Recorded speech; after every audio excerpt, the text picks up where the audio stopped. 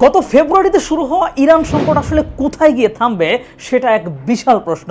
স্থায়ী যুদ্ধবিরতি নিয়ে একাধিকবার আলোচনা উঠলেও শেষ পর্যন্ত তা কিন্তু স্থায়ী হচ্ছে না। আর যুক্তরাষ্ট্রের পক্ষ থেকে এখনো ইরানের চূড়ান্ত হামলার ঘোষণা আসতেছে। আর অপরদিকে ইসরায়েল যুক্তরাষ্ট্রের সম্মিলিত হামলার পর থেকে ইরানও কিন্তু এক শক্ত অবস্থান নিয়ে দাঁড়িয়ে আছে।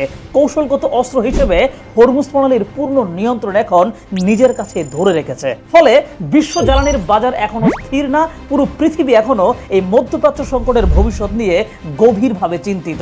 কিন্তু এই যুদ্ধ চলাকালেই একটা গোপন অপারেশনের কথা ফাঁস হয়ে যায়, যেটা শুনলে মনে হবে কোনো হলিউড সিনেমার গল্প। 13 জুলাই 2026 নিউ ইয়র্ক টাইমসের 4 জন সাংবাদিক মার্ক মাজেত্তি, জুলিয়ান ই বার্নেস, ফার্নাস ফাসিলি এবং রোনেন বার্গম্যান একটা তদন্তমূলক প্রতিবেদন প্রকাশ করে। প্রতিবেদনের মূল কথা হচ্ছে ইরানের সাবেক প্রেসিডেন্ট মাহমুদ আহমেদি নেজাদ, যিনি 2005 থেকে 2013 সাল পর্যন্ত ইসরায়েলকে বিশ্ব মানচিত্র থেকে মুছে ফেলার হুমকি দিতেন, ইসরায়েলের বলা হলোকস্ট অস্বীকার করতেন কিংবা ইরানের পারমাণবিক কর্মসূচি জোরদার করার চেষ্টা করেছিলেন, সেই মানুষটিকেই নাকি ইসরায়েলের গোয়েন্দা সংস্থা মোসাদ বছরের পর বছর ধরে নিজেদের এজেন্ট হিসেবে গড়ে তুলেছিল। এটা কিভাবে সম্ভব? একটা দেশের প্রেসিডেন্টকে শত্রু দেশের গোয়েন্দা সংস্থা কিভাবে নিজেদের লোক বানায়? এই প্রশ্নের উত্তর পেতে হলে আগে বুঝতে হবে যে মোসাদ আসলে কিভাবে কাজ করে। কারণ মোসাদ শুধু শত্রু মারে না, বরং মোসাদ শত্রুকে নিজের অস্ত্রে পরিণত করে। দেখেন, মোসাদ তৈরি হয়েছে 1949 সালে ইসরায়েল রাষ্ট্র প্রতিষ্ঠার ঠিক 1 বছর পর। মোসাদের পুরো নাম হা মুসাদ লে মুদিইন উলে তাফকিদিম মেজুহাদিম, অর্থাৎ গোয়েন্দা তথ্য এবং বিশেষ অভিযানের একটা প্রতিষ্ঠান। এটি শুরু থেকেই এর প্রধানত দুইটা কাজ, প্রথমত তথ্য সংগ্রহ করা এবং দ্বিতীয়ত প্রয়োজনে সরাসরি অ্যাকশনে নামা। আর এই দুইটা কাজের জন্য ইতিমধ্যেই কিন্তু মোসাদ বিশ্বের ভয়ঙ্কর এবং দক্ষ একটা গোয়েন্দা সংস্থা হিসেবে পরিচিতি পেয়ে গেছে। মোসাদের এমন এমন সব অপারেশন আছে যেটা শুনলে যে কারো মাথা ঘুরে যাবে। মানে একটাবার ভাবেন যে চিরশত্রু একটা দেশের সাবেক প্রেসিডেন্টকে এজেন্ট বানানোর কথা উঠতেছে। এইটা কিন্তু যেই সেই কোনো কথা না। যদিও আহমেদি নেজাদের অফিস থেকে নিউ ইয়র্ক টাইমসের এই প্রতিবেদনের দাবিটাকে অস্বীকার করা হয়েছে, তবে মোসাদের কার্যপ্রণালী শুনলে আমরা বুঝতে পারবো যে নিউ ইয়র্ক টাইমসের এই দাবিটা আসলে অস্বাভাবিক তেমন কিছু না। তো মোসাদের ভেতরে কয়েকটা ইউনিট আছে, প্রতিটার কাজ আলাদা। আর এই কাঠামো বুঝলে বোঝা যাবে যে আহমেদি নেজাদকে নিয়ে আসলে কি হয়েছিল। তো প্রথম ইউনিট হলো কাটসা। এরা মূলত ফিল্ড অফিসার হিসেবে কাজ করে। এদের একটাই কাজ বিদেশে গিয়ে মানুষকে নিজেদের পক্ষে আনা, মানে এজেন্ট রিক্রুট করা। একজন কাটসা হয়তো তুরস্কে ব্যবসায়ী সেজে আছেন, হয়তোবা হাঙ্গেরিতে আছেন গবেষক সেজে, কেউ জানে না যে সে আসলে কে। মানে এমনও হতে পারে যে আপনি প্রতিদিন যে দোকানদারের সাথে হেসে হেসে কথা বলছেন তিনি আসলে মোসাদের কাটসা, বা আপনার বিশ্ববিদ্যালয়ে যে শিক্ষকের নিয়মিত ক্লাস আপনি করতেছেন হয়তো তিনিও। এবং এরা তাদের টার্গেটের সাথে মিলেমিশে সম্পর্ক বিল্ড আপ করে একটা সময় এমন কোনো কাজ বা প্রজেক্টে আপনাকেও হয়তো ইনক্লুড করে ফেলবে যেখান থেকে আপনি ধীরে ধীরে সেই গোয়েন্দা সংস্থার জালে আটকা পড়বেন, এবং এটা সম্পূর্ণ নিজের অজান্তেই ঘটে যাবে। এবং আহমেদি নেজাদের ক্ষেত্রেও এই কাট ছাড়াই কিন্তু প্রথম যোগাযোগ স্থাপন করে। দ্বিতীয়টা হলো কিডন। হিব্রুতে এর মানে বর্ষার ফলা। এটা মোসাদের এলিট হত্যা দল। এদের কাজ একটাই, টার্গেটেড কিলিং। আর তথ্য সংগ্রহের জন্য তো মোসাদের বিশ্বব্যাপী নেটওয়ার্ক খুব স্ট্রং। আর সেই নেটওয়ার্ক কাজে লাগিয়ে দুবাইয়ের হোটেল হোক কিংবা তেহরানের রাস্তায় যেখানে হোক না কেন এই কিডন কিন্তু ঠিকই পৌঁছে যায়। আর আহমেদি নেজাদের ক্ষেত্রে এই কিডনের কাজটা ছিল একটু ভিন্ন। তাকে হত্যা নয়, বরং এক্ষেত্রে তাকে উদ্ধার করাই ছিল এদের মূল কাজ। আর তৃতীয় হলো সায়ানিম। বিশ্বজুড়ে ছড়িয়ে থাকা ইহুদি ডায়াসপোরার মধ্যে কিছু মানুষ যারা স্বেচ্ছায় মোসাদকে সহযোগিতা করে। এরা বেতনভুক্ত এজেন্ট না, কিন্তু থাকার ব্যবস্থা, গাড়ি, জাল পাসপোর্ট, লজিস্টিক সাপোর্ট ইত্যাদি এরা দেয়। আর মোসাদের অপারেশনের বড় অংশই এই অদৃশ্য সাপোর্ট নেটওয়ার্কের উপর নির্ভর করে। আর এই সায়ানিম নেটওয়ার্কটা যে আসলে কিভাবে গড়ে ওঠে তা এক বিশাল বিষয়। বিশ্বের প্রায় প্রতিটি গুরুত্বপূর্ণ দেশের গুরুত্বপূর্ণ সব সেক্টরেই ওদের লোক থাকে। মোসাদকে তারা এমনভাবে সিস্টেমের মধ্য থেকে সহায়তা করে যা সাধারণ দৃষ্টিতে কেউ ধরতেই পারে না। আর এই তিনটা ইউনিট মিলে মোসাদ তার সবচেয়ে জটিল কাজটা, মানে শত্রুকে নিজের লোক বানানোর কাজটাও করে ফেলতে পারে। এখন কথা হচ্ছে মোসাদ কিভাবে একজন মানুষকে তাদের এজেন্ট বানায়। তো এইটা আসলে একদিনের কোনো কাজ না। মোসাদের এজেন্ট রিক্রুটমেন্ট একটা দীর্ঘ এবং ধৈর্যশীল প্রক্রিয়া। প্রতিটা ধাপ আগের ধাপের উপর নির্ভর করে, যেন একটা জাল বোনা হচ্ছে আর টার্গেট বুঝতেই পারছে না যে সে কখন সেই জালে আটকে গেছে। প্রথম ধাপ টার্গেট বাছাই করা। মোসাদ এমন মানুষদেরকে খুঁজে বের করে যে মানুষ নিজের দেশ বা সংগঠনের সাথে অসন্তুষ্ট। সাবেক মোসাদ প্রধান মেইর দাগান বলেছিলেন যে ইরানের ভেতরে এজেন্ট রিক্রুটের সবচেয়ে ভালো জায়গা হলো দেশটির জাতিগত বৈচিত্র্য। কারণ 9 কোটি মানুষের এই দেশের 40% এখানে সংখ্যালঘু। আরব, আজুর, বেলুচ, কুর্দ আর এদের অনেকেই কিন্তু ইরানের বর্তমান শাসন ব্যবস্থাকে পছন্দ করে না। আর এইরকম জাতিগত বিভেদ বিবেচনায় মোসাদ এজেন্ট চিহ্নিত করে। তবে শুধু সংখ্যালঘু না, এজেন্ট বানানোর জন্য ক্ষমতাচ্যুত নেতা, ক্ষুব্ধ রাজনীতিবিদ কিংবা অবহেলিত সামরিক কর্মকর্তা যে কেউই কিন্তু টার্গেট হতে পারে। মানে এমন সব মানুষ যারা কোনো না কোনো ভাবে নিজেদেরকে বঞ্চিত বলে মনে করে। আর আহমেদিনেজাদ ছিলেন ক্ষমতাচ্যুত এবং ক্ষুব্ধ, যেটাকেও মোসাদ তাদের টার্গেট নির্বাচনের জন্য আদর্শ বলে মনে করে। দ্বিতীয় ধাপটা হচ্ছে প্রথম যোগাযোগ স্থাপন। যোগাযোগ স্থাপনের সময় সরাসরি আমরা মোসাদ থেকে এসেছি এই কথাটা কেউ বলে না। 2024 সালে তুরস্কে ধরা পড়া মোসাদ নেটওয়ার্কের সদস্যদেরকে নিয়ে একটা বিস্তর তদন্ত করা হয়েছিল। আর সেখানে উঠে আসে অনেক তথ্য। তদন্ত থেকে জানা গেছে যে বেশিরভাগ সময় প্রথমে একটা গবেষণা প্রতিষ্ঠানের ছদ্মাবরণে যোগাযোগটা করা হয়। আর আহমেদিনেজাদের ক্ষেত্রে ব্যবহার করা হয়েছিল একটা বিশ্ববিদ্যালয়ের সম্মেলন। 2024 সালে হাঙ্গেরির একটা বিশ্ববিদ্যালয়ের রেক্টর গেরগেলি ডেলিকে হাঙ্গেরি সরকারের একজন শীর্ষ কর্মকর্তা বলেন যে আহমেদিনেজাদকে একটা জলবায়ু সম্মেলনে আমন্ত্রণ জানাতে। সম্মেলনটা ছিল আসলে ছদ্মাবরণ, আসল উদ্দেশ্য ছিল তাকে মোসাদের মুখোমুখি করা।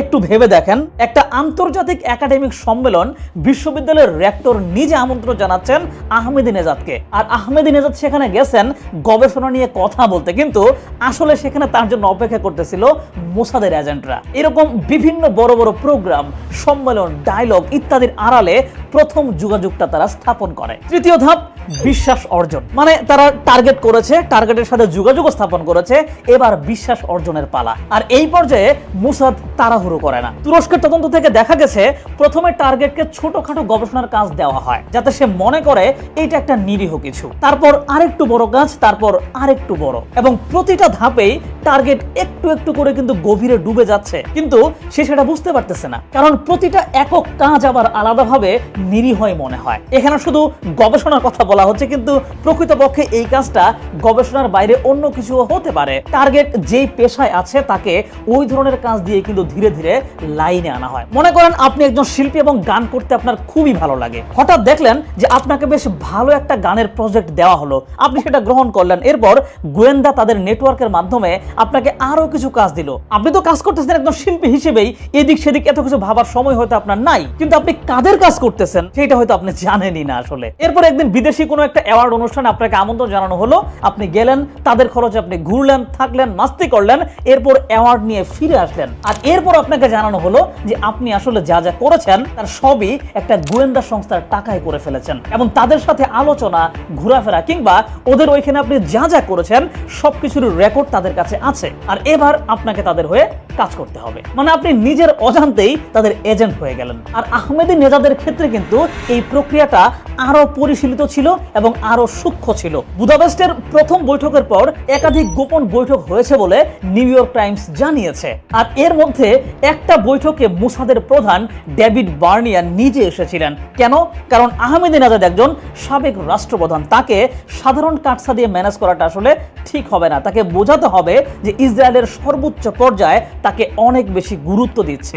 এরপর চতুর্থ ধাপ, দুর্বলতাকে কাজে লাগানো। মোসাদ প্রতিটা এজেন্টের ব্যক্তিগত তথ্য সংগ্রহ করে, কার আর্থিক সমস্যা, কার পারিবারিক সংকট, কার রাজনৈতিক উচ্চাকাঙ্ক্ষা, যেটা যেখানে পাবে সেটাকেই তারা চাবি হিসেবে ব্যবহার করবে। আহমেদিনেজাদের দুর্বলতা ছিল একদম পরিষ্কার, ক্ষমতায় ফেরার তীব্র ইচ্ছা এবং খামেনির প্রতি গভীর ক্ষোভ। তিনি 3 বার প্রেসিডেন্ট পদে দাঁড়াতে চেয়ে বাতিল হয়েছেন। তিনি বুঝে গিয়েছিলেন যে বর্তমান ব্যবস্থায় তার আর ফেরা আসলে সম্ভব না। এবং নিউ ইয়র্ক টাইমসের ভাষ্য মতে আহমেদিনেজাদ মনে করতেন যদি শাসন ব্যবস্থা ভেঙে পড়ে তাহলে তিনি হয়তো নিজেকে সংস্কারক হিসেবে দাঁড় করাতে পারবেন। আর মোসাদ ঠিক এই স্বপ্নটাকেই খাইয়েছিল এবং সেই অনুযায়ী তাকে প্রস্তুত করা হয়েছিল বলে ধারণা করা হচ্ছে। এরকম ভাবে এজেন্ট বুঝে এক এক রকম দুর্বলতাকে কাজে লাগানো হয়। পঞ্চম ধাপ, আর্থিক সম্পৃক্ততা। টাকার লেনদেন শুরু হয়ে গেলে সেখান থেকে আর এজেন্টের কিন্তু ফেরার পথ অনেক বেশি সংকীর্ণ হয়ে যায়। নিউ ইয়র্ক টাইমস জানাচ্ছে আহমেদিনেজাদের ভ্রমণ এবং থাকার খরচ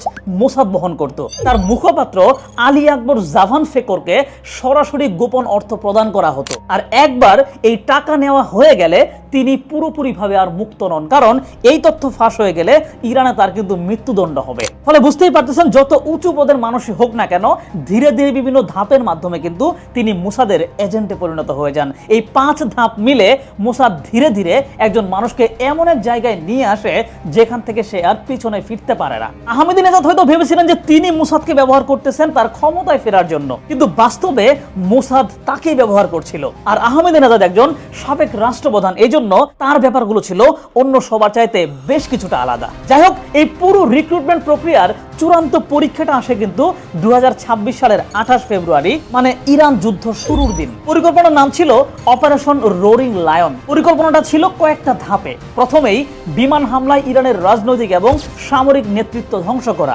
তারপর অভ্যন্তরীণ বিশৃঙ্খলা তৈরি করা এবং সবশেষে আহমেদিনেজাদকে নতুন সরকারের মুখ হিসেবে দাঁড় করানো। আর যুদ্ধের প্রথম দিনেই খামেনি নিহত হয়ে যান, মানে পরিকল্পনার প্রথম ধাপ সফল। এবার দ্বিতীয় ধাপ, মানে আহমেদিনেজাদকে নিরাপদে বের করে নিয়ে আসা। আর সেদিন ইসরায়েলি বিমান হামলায় আহমেদিনেজাদের তেহরানের কম্পাউন্ডে তার বডিগার্ডদের ভবন এবং সাজোয়া গাড়ি ধ্বংস করা হয়েছিল। কিন্তু এটাই ছিল মেইন চালাকি, বোমা ফেলা হয়েছে তার আশেপাশে, তার উপরে না। কারণ উদ্দেশ্য ছিল ইরানি কর্তৃপক্ষকে মনে করানো যে আহমেদিনেজাদও নিহত হয়েছেন বা আহত হয়েছেন, যাতে তাকে আর খোঁজাখুঁজি তারা না করে। নিউ ইয়র্ক টাইমসের ভাষ্য মতে বোমা পড়ার পরপরই বিশৃঙ্খলার মধ্যে একটা কালো পিজো গাড়ি এসে আহমেদিনেজাদকে তুলে নিয়ে যায়। সেই গাড়ি চালাচ্ছিল মোসাদের অপারেটিভরা। তাকে ইরানের ভেতরেই একটা গোপন আস্তানায় নিয়ে যাওয়া হয়।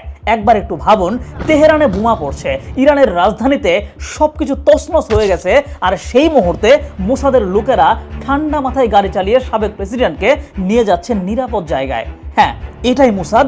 বিশ্বের যে কোনো জায়গায় যে কোনো পরিস্থিতিতে কাজ করার সক্ষমতা তাদের আছে। কিন্তু এত বড় পরিকল্পনা, এত বছরের প্রস্তুতি, তারপরেও কিন্তু আসলে কাজের কাজ হয় নাই। কারণ মোসাদ একটা বড় ভুল করে ফেলেছিল এখানে। তারা ভেবেছিল বোমা পড়লে ইরানের মানুষ সরকারের বিরুদ্ধে রাস্তায় নামবে, কিন্তু হয়ে গেছে উল্টো। বিদেশি আগ্রাসন দেখে মানুষ সরকারের পাশে দাঁড়িয়ে গেছে। কুর্দি বিদ্রোহীদের ইরানে ঢুকিয়ে এলাকা দখলের যে পরিকল্পনা তাদের ছিল সেটাও বাস্তবায়িত হয় নাই। আর আহমেদিনেজাদ তিনি নিজেও ভেঙে পড়েছিলেন। নিউ ইয়র্ক টাইমসের ভাষ্যমতে তিনি অপারেশনের উপর আস্থা হারিয়ে ফেলেছিলেন। বোমা পড়েছে চারপাশে, নিজের দেশের মানুষ মারা যাচ্ছে, আর এই পরিস্থিতিতে ইসরায়েলের পুতুল সরকারের মুখ হওয়াটা মনে হয় তার কাছে আসলে গ্রহণযোগ্য লাগে নাই। আর সবচেয়ে বড় ধাক্কা, ইরানের কর্তৃপক্ষ আহমেদিনেজাদের যে ইসরায়েলি যোগাযোগ, এইটার বড় অংশটা আগেই উদ্ঘাটন করে ফেলে। মানে আইআরজিসি আগে থেকেই তার বিদেশি যোগাযোগ নিয়ে সন্দেহ করছিল, বিশেষ করে ট্রাম্প এবং সৌদি ক্রাউন প্রিন্সকে লেখা প্রকাশ্য চিঠির পর। আর যুদ্ধ শুরু হলে এই সন্দেহ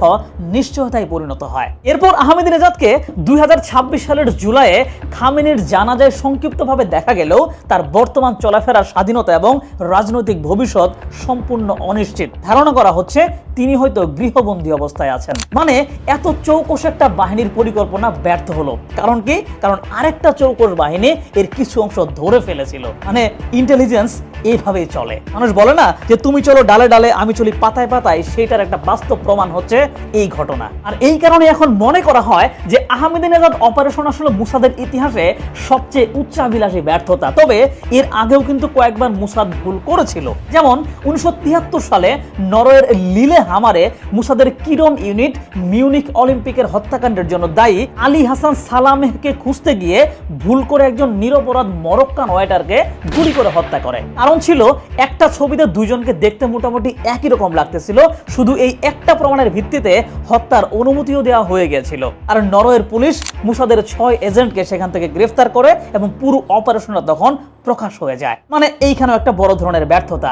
আবার 2010 সালে দুবাইয়ে হামাসের সামরিক কমান্ডার মাহমুদ আল মাহবুহকে হত্যা করা হয়। অপারেশন সফল ছিল, কিন্তু হোটেলের সিসিটিভিতে 26 জন এজেন্টের মুখ ধরা পড়ে যায়, যারা ভুয়া ব্রিটিশ, আইরিশ এবং অস্ট্রেলিয়ান পাসপোর্ট ব্যবহার করে। আর এই কারণে একাধিক দেশ কিন্তু ইসরায়েলি কূটনীতিকদেরকে বহিষ্কার করেছিল তখন। কিন্তু এই দুটোই ছিল নির্দিষ্ট ব্যক্তিকে হত্যার অপারেশন। আহমেদিনেজাদের ঘটনা একেবারে ভিন্ন মাত্রার। এইটা ছিল একটা পুরো দেশের সরকার বদলে দেওয়ার পরিকল্পনা।